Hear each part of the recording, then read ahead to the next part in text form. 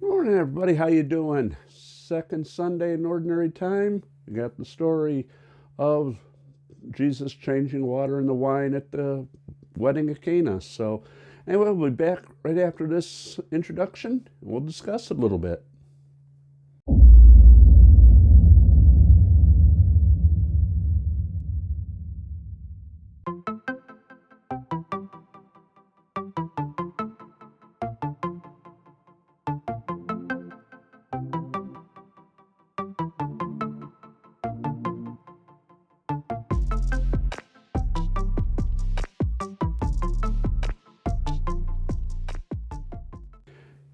It is very easy to water down the Bible, and especially those stories which we have heard all of our life.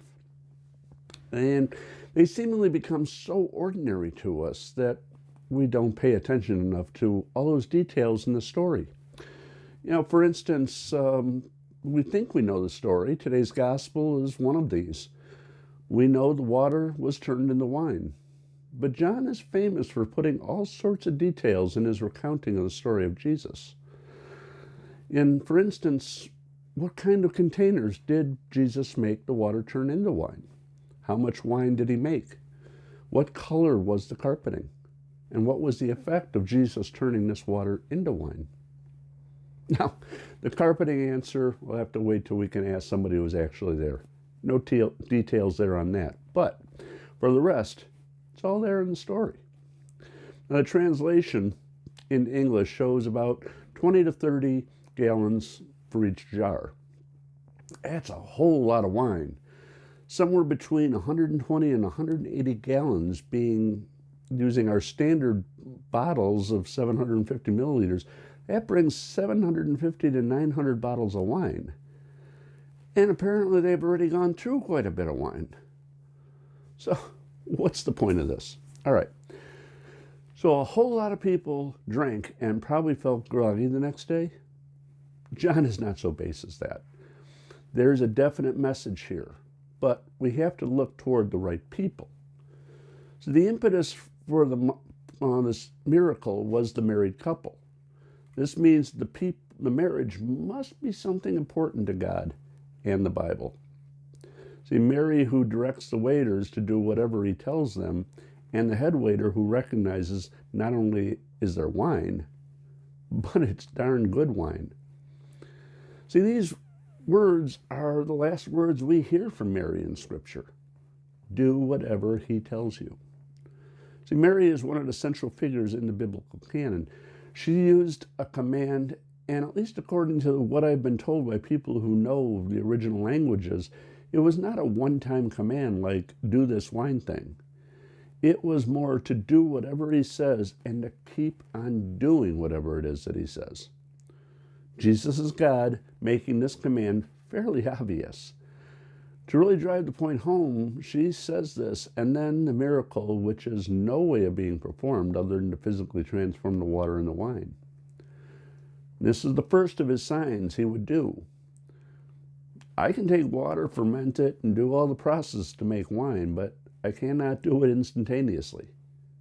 Jesus can, and not by sleight of hand or trickery. He holds all creation in his hands. He creates, he loves, he sustains. Now, I mentioned it was his first of the signs.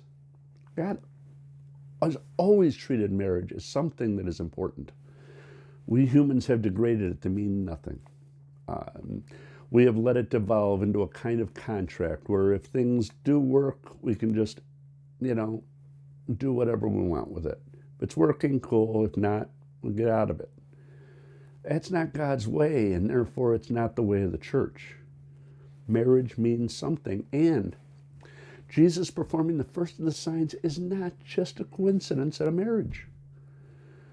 Marriage is to be entered into freely by two people as long as they both shall live, and to accept lovingly from God children and to bring them under the law of Christ and the church.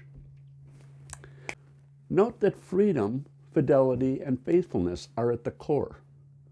Just as Jesus showed God's freedom to assist, his faithfulness to the family, and his long-term relationship with the people. God came to this couple's wedding, and they allowed him in, and they were given graces before unseen. Pretty cool. In this case, something physical like wine galore. But even more importantly, the blessing of the marriage by not allowing for embarrassment, and for those assisting to listen, to stay attentive and do whatever he told them to do. Marriage is a theme that plays out throughout Scripture.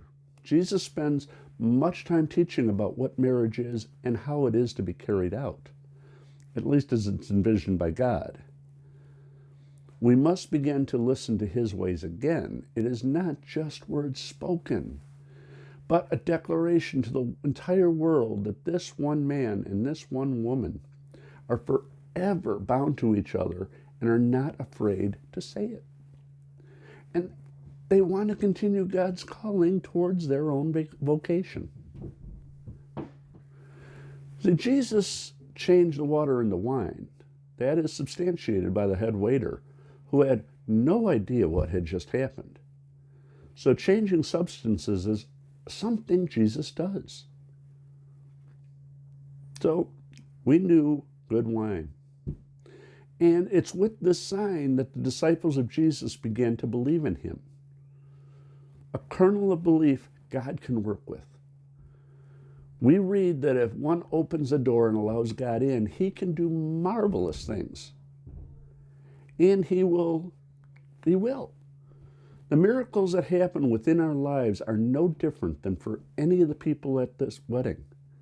The head waiter saw a miracle but reacted to it as if basically just a new shipment came in. We know nothing of the bride and groom's reaction, but they knew not where the new wine came from, but it was here. Now the servants knew where the wine came from, but not how it was transformed. Perhaps some worked at it with scientific challenge. Others maybe superstitiously thought about it. Maybe others did not recognize the miracle for what it was. Maybe others did. A grace from God. Things like this happen in all our lives all the time. How much stock do we put in God to be able to give us gifts? Now, none of us are worthy, but we all receive these graces, including waking up, being able to move, the amazing ability to look at the facts and come up with reasoning. So these are all important for that whole concept to work. We work with God. We try to work our way and understand what it is he's doing. He gives us the graces. Sometimes we just don't have to know the reason. We just accept it and we love God for it. So, you guys have a great week. We'll see you later. Take care. God bless. Bye-bye.